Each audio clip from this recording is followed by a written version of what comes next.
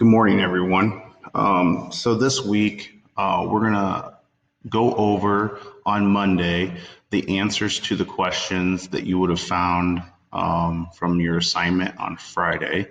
And then on Tuesday, we're going to go over a lab. So this video is meant for specifically how to do that lab after you have watched a video tomorrow. I'm going to have students go back and perform the lab on their own, and you're going to collect data mainly tomorrow. Once all data has been collected by all students, then I'm going to show you how that we can put that information into Google Spreadsheets for you to make a graph. We'll do the first graph together, and then we will actually end up, I'll make you do the second graph by yourself, and you can ask me for help. And then essentially what I'll do is I'll just have you submit those graphs to me so that way I can look at them. So first and foremost, I'm just going to use period 1 as the example here. So this is 8th grade science on their Google Classroom. So this is first period. We're going to scroll all the way down to the section that says forces in motion. Now we've already done this Apex reading that I wanted you to go through. So this was something that we talked about last week.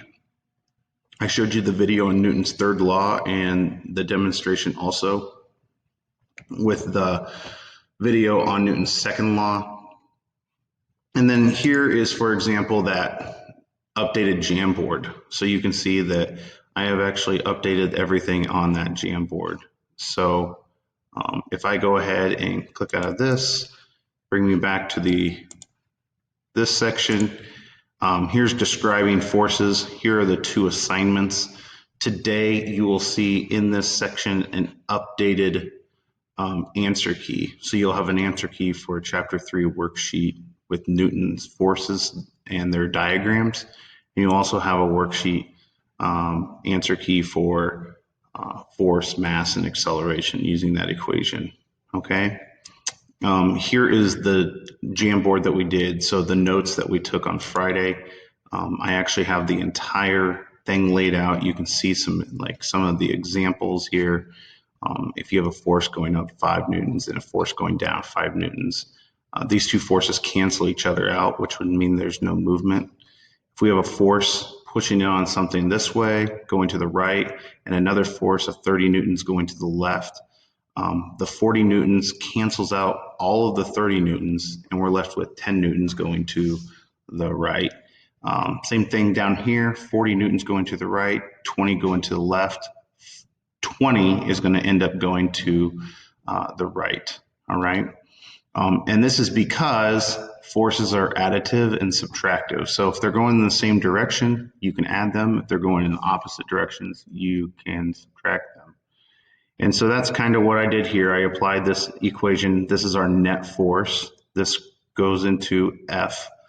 For most of the problems that I give you, you will be given like the kilograms here at the very bottom, and you will plug those into like your mass. And then I may ask you to solve for acceleration. This was something that you had to do on that problem, all right?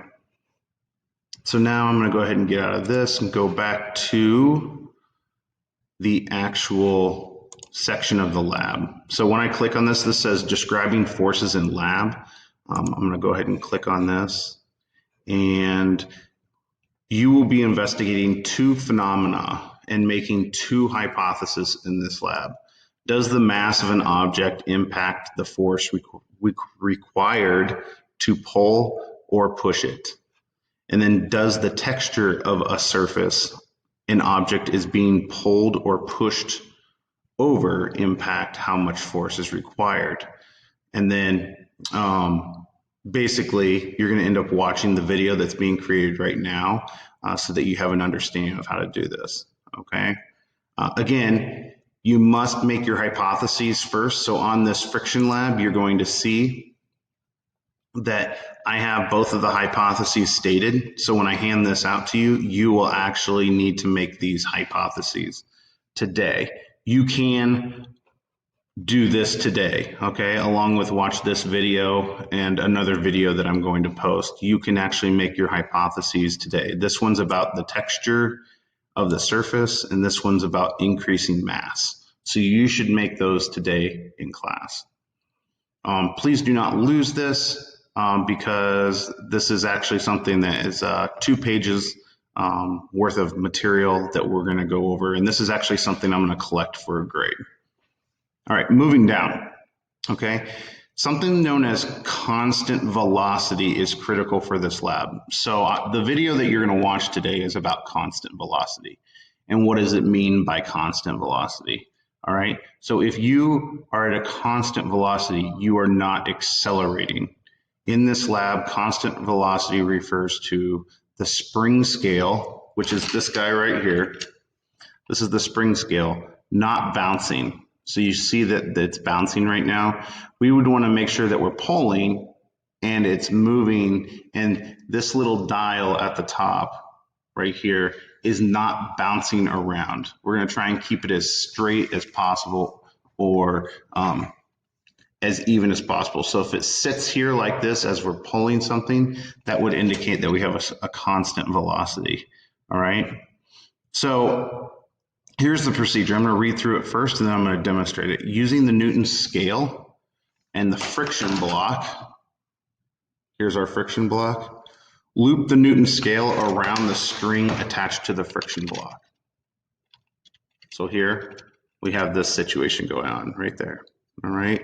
Lay the friction block on the large side, okay, and pull at a constant and steady velocity with the Newton scales. Record the force of friction required to move the friction block, okay? There are 2 different types of surfaces, all right? To eliminate error, you want to record your force when you have minimal bouncing of the Newton scale. Your speed should be the same for all surfaces so we can compare them properly. You may need to pull the object more than once to record an accurate force. Pay special attention to the initial force. Now, this is a teaching moment. The initial force to move something, you guys may have seen me try and move my desk before when I'm demonstrating forces. It feels like it's stuck. That stuck feeling is actually what something we call initial force, or something known as static force. Every object, for the most part, that is not moving or has not been moving has some form of static force, all right? And then what happens is once that force is overcome by the force that you are pushing with it, you enter into a different type of force called friction force. And we're going to call that the sliding force. So the sliding force is what we're interested in, but we're also still interested in something known as the static force, like how much force. I will say this, and I'm going to say this 2 times because this is really important. Your static force will always be larger than your sliding force. Again, your static force will always be larger than your sliding force. However, your sliding force will always be the longest force. So the one that you have to sustain over a long period of time. All right. So essentially what happens in your graph is your static force goes way up, and then all of a sudden your sliding force goes down and it curves out. Okay. Reminder, static force should always be higher than sliding force. Once an object begins to move, momentum helps that object continue its movement, and this will lessen the force. Momentum is something we will talk about. We have not gotten into it, but it is a word that we will come across, okay? Before you do any of this, the first step is to measure your block in grams. So I will have a scale set up around the room, and you can go ahead and measure your block. Each block might be a little different, but this is going to be helpful for us to know how many grams we have, okay? So I'm going to demonstrate what this would look like on each of the different sections, okay? So the first data that we're going to look at is we're going to pull our block over sandpaper, all right? And we're just going to pull the block only. So I'm going to bring my camera down so that you can see this. It's right in front of my computer right now.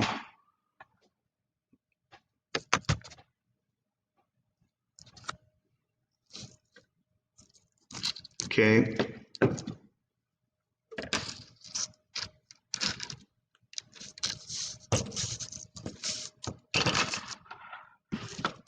So here we go. I'm gonna go ahead and bring this out a little bit so that it sits on that.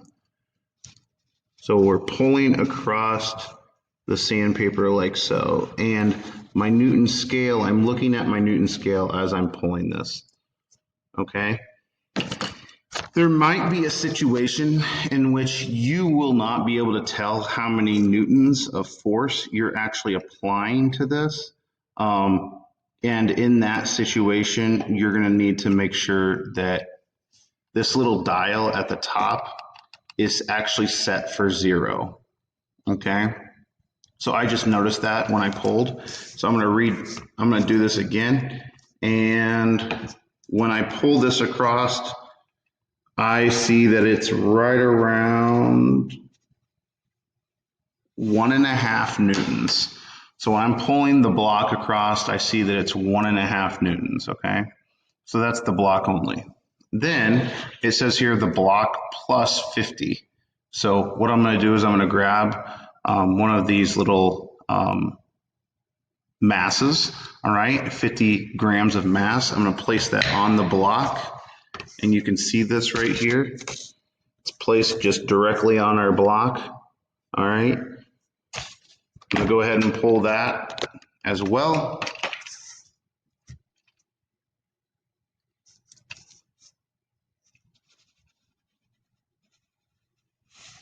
And as I pulled it with a constant velocity, I got 2. All right. The next one says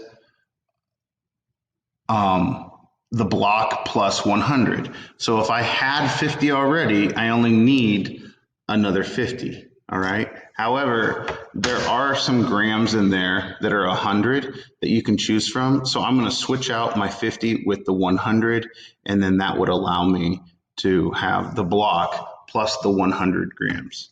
So I'll place that back on the sandpaper. I'm going to pull it.